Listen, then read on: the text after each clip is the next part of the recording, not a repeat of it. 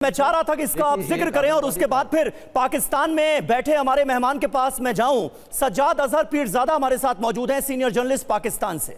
पीरजादा साहब, किस तरह से आप देखेंगे पाकिस्तान में तहव्वुर हुसैन राणा के भारत प्रत्यर्पण को लेकर किस तरह की खबरें चल रही हैं, और जिस बात का जिक्र अभी सर ने किया कि आईएसआई और आतंकियों के बीच की जो कड़ी थी वो अब भारत पहुंच रही है। तहव्वुर हुसैन राणा के जरिए आईएसआई के भी कई राज फाश हो सकते हैं, ये उम्मीद की जा रही। कैसे देखेंगे इसे?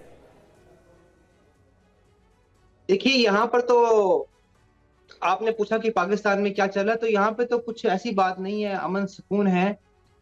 और लेकिन ये मैं कहना चाहूंगा कि लोग दुखी जरूर हुए कि जब 26/11 में अटैक हुए ना बंबई में, पाकिस्तान के लोग, क्योंकि आपके भी यहाँ आते हैं, हमारे वहां जाते हैं, लोग तो आपस में लोग एक दूसरे से बड़ा प्यार करते हैं। तो लोग चाहते हैं कि जिन्होंने जो हमले करते हैं वो पकड़े जाएं और उनको सजा मिले।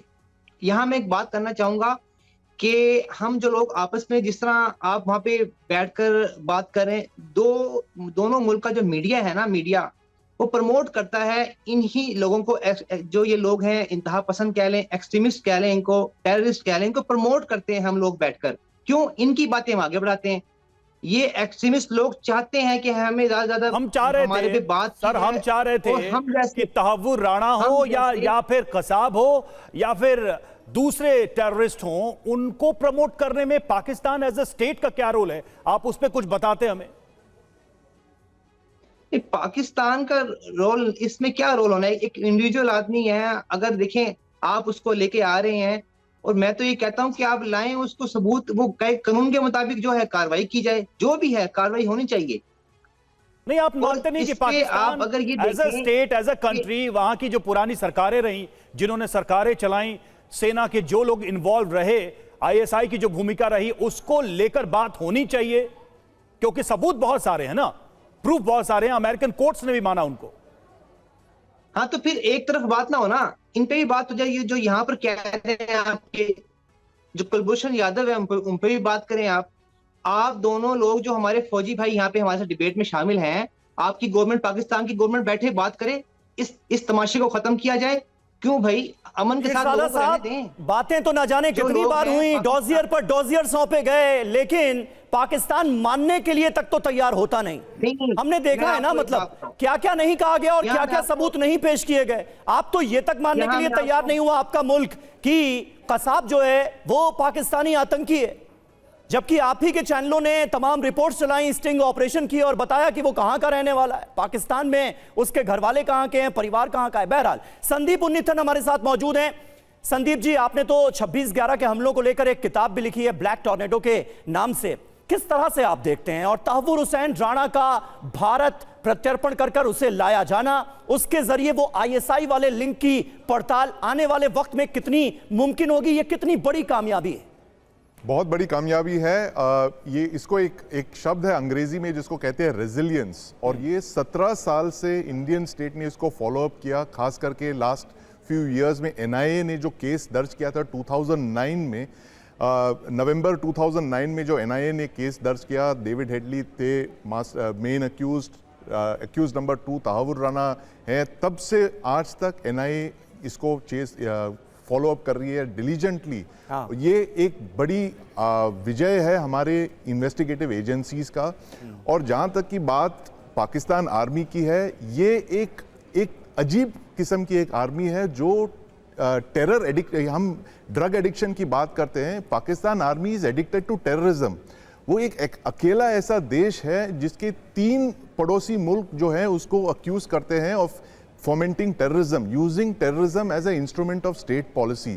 इंडिया ने उसको अक्यूज किया ही है, लास्ट 30 ईयर से हम बता रहे हैं ये।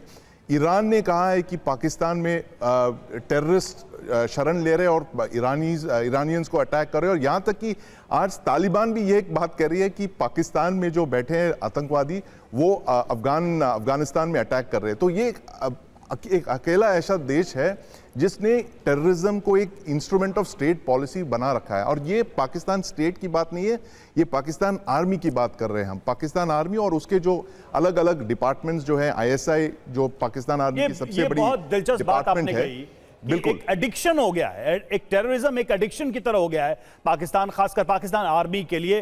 वीके दत्ता सर, सवाल अब बहुत सिंपली मैं आपके सामने रख रहा हूं। आम लोग, जो आम दर्शक जो हमारे इस वक्त हमारी इस पूरी कवरेज को देख रहे हैं, 26/11 की कहानियों को रिविजिट करने से लेकर और तहव्वुर राणा के को इंडिया लाने तक की हर एक पहलू पर हम बात कर रहे हैं, लेकिन ये सीधा सवाल मैं करूं कि क्या भारत को हासिल होने वाला है तहव्वुर राणा से, तो इसका जवाब क्या है?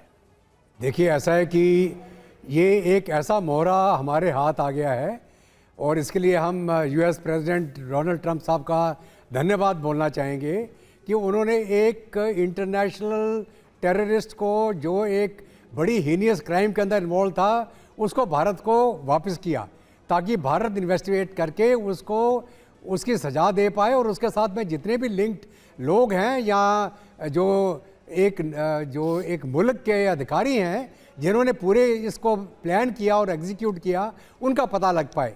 और जैसे मैं आपको पहले भी बता चुका हूं कि पाकिस्तानी फ़ौज ज़ियाउल हक, जिसने ऑप टोपैक शुरू किया, ब्लीड इंडिया पे 1000 कट्स का उसने एक मुहिम चलाया, उसके तहत एसिमेट्रिक वॉरफेयर हिंदुस्तान के ऊपर थोपा गया, जिसके अंदर छोटे छोटे बम ब्लास्ट हमले करते चले जाओ और डिनाइबल ऑपरेशन करते जाओ। और उसी के तहत फिर परवेज़ मुशर्रफ, उसके बाद में जो उस समय का चीफ था जनरल कियानी, और पाशा जो DGISI था, ये सारे लोग इसमें इन्वॉल्व थे।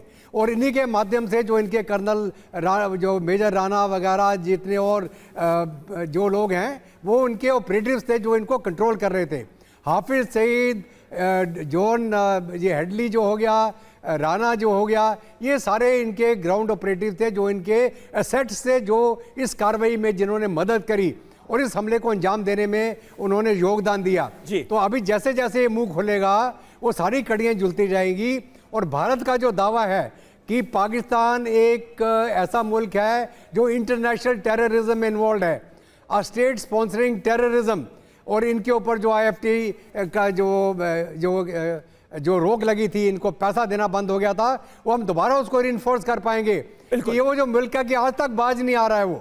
और मैं एक और बात बोलना चाहूंगा, अगर कसाब जिंदा ना पकड़ा जाता, उम्रे को मैं क्रेडिट दूंगा, कसाब जिंदा पकड़ा गया, उसके बाद पाकिस्तान को हमने लताड़ा, नहीं तो वो तो कलावा पहन के आए थे, सैफरन टेरर की किताबें छप गई थी यहाँ पे। आप ये मान के चले कितने लोग इन्वॉल्व थे इसके अंदर, ये इसके अंदर अब निकल के आएगा।